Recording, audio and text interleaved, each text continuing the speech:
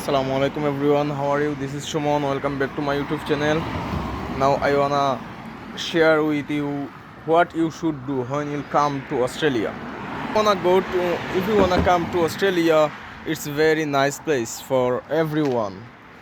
And এটা এত সুন্দর দেশ যে আপনি আসলে বেড়াবেন, শুধু ঘুরে বেড়াতে ইচ্ছা করবে কিন্তু আপনার সময় হবে না। আসলে দুর্ভাগ্যজনক হলেও এটাই সত্য। তো আজকে আমরা কথা বলবো যে কিভাবে কি করবেন। প্রথমত তো আসতে হবে। তো বেসিক্যালি বাংলাদেশ থেকে যারা আসে তারা মূলত স্টুডেন্ট ভিসাই আসে। যারা আসে বর্তমানে যে ভিসা বেশি চালু আছে সেটা হচ্ছে স্টুডেন্ট ভিসা। এখন এই স্টুডেন্ট ভিসা আসতে হলে আপনাকে প্রথমে কিছু জিনিস মাথায় রাখতে হবে।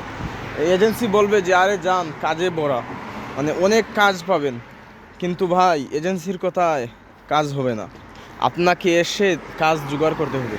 তো আপনাকে এমন দিক বা এমন একটা জায়গা বেছে নিতে হবে ইউনিভার্সিটির, যে জায়গায় গেলে আপনি পড়াশোনা করতে পারবেন, কাজ পাবেন, সব কিছু হবে। বিশেষ করে যদি পরিচিত মানুষজন থাকে তাহলে অনেক ভালো হয়। যদি পরিচিত না থাকে ভাই, তাহলে কিন্তু আপনি কোথায় আসবেন? নতুন একটা দেশ পাবেন, কোথায় উঠবেন আপনি? আপনার উঠার জন্য তো একটা জায়গা দরকার। অ্যান্ড আমি যদি বলি যে প্রথমত আপনারা দেখেন যে কোন ভার্সিটি ভালো হবে এবং কোন ভার্সিটি সিটি থেকে কতটুকু দূরে। আমরা সবাই জানি যে সিটিতে মানুষজন বেশি থাকে, সেজন্য জব ফেসিলিটিটা বেশি থাকে, ওরা লুক বেশি নেয়। সেজন্য আশা করি যে সিটিতে যারা আসবেন তারা কাজ পেয়ে যাবেন দ্রুত। বাট আরেকটা জিনিস চিন্তা করতে হবে যে ভার্সিটি কোথায় আছে। ভার্সিটি যদি হয় দূরে আর আপনি যদি সিটিতে থাকেন তাহলে কিন্তু হবে না। কারণ দেখেন, আপনি ভার্সিটি, আপনার কিন্তু কাজের দিক থেকে আপনাকে জায়গাটা নির্বাচন করতে হবে কোথায় আপনি থাকবেন। যদি আপনি মনে করেন যে আমি ভার্সিটির আশেপাশে থাকবো কিন্তু কাজ করব সিটিতে, এরকম কিন্তু হবে না।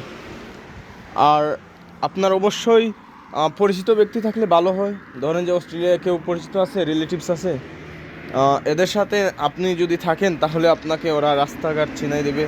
কারণ নতুন একটা দেশ, অনেক কিছু আছে এখানে, অনেক রুলস মেনটেন করতে হয়, এভরিথিং। সো ডোন্ট ওয়ারি, সবাই আসতে পারবেন। অস্ট্রেলিয়া অনেক সুন্দর দেশ, সবাই আসতে পারবেন।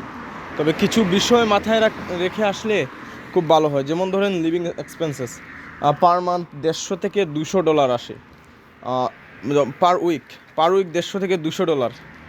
এটা আসলে বাংলাদেশি তুলনায় অনেক তুলনামূলক বেশি, but it's secure, it's but এখানে আপনি রুম যে পাবেন, এখানে অনেক ফেসিলিটি আছে। ধরেন যে রুমের মধ্যে এসি বা ফ্যান থাকবে, রেফ্রিজারেটর থাকবে, আরও অনেক সুযোগ সুবিধা আছে। সো ভাড়ার দিক থেকে তেমন একটা বেশি না। আর আপনার মান্থলি 300 থেকে 400 মতো যাবে পার উইক। আপনার পার উইক 300 থেকে 400 মধ্যে হয়ে যাবে লিভিং এক্সপেন্সেস। আর অবশ্যই আপনারা সব কিছু ভালোভাবে জেনে শুনে তারপর ভার্সিটি নির্বাচন করবেন এবং কোথায় আসবেন, কোন সিটিতে আসবেন, সব কিছু ভালোভাবে জেনে শুনে আসবেন, আদারওয়াইজ আসবেন না। কারণ এখানে আপনি যদি একটু এদিক সেদিক করেন ভাই, তাহলে ভাই আপনার জীবন, আপনি কান্না করবেন সেটা। বিকজ এখানে আপনার ফ্যামিলির মানুষ কেউ থাকবে না। আপনার যদি পরিচিত কেউ থাকে, একটা আলাদা একটা সাহস থাকে মনে। ওকে, সো আজকে এতটুকুই। Thank you so much.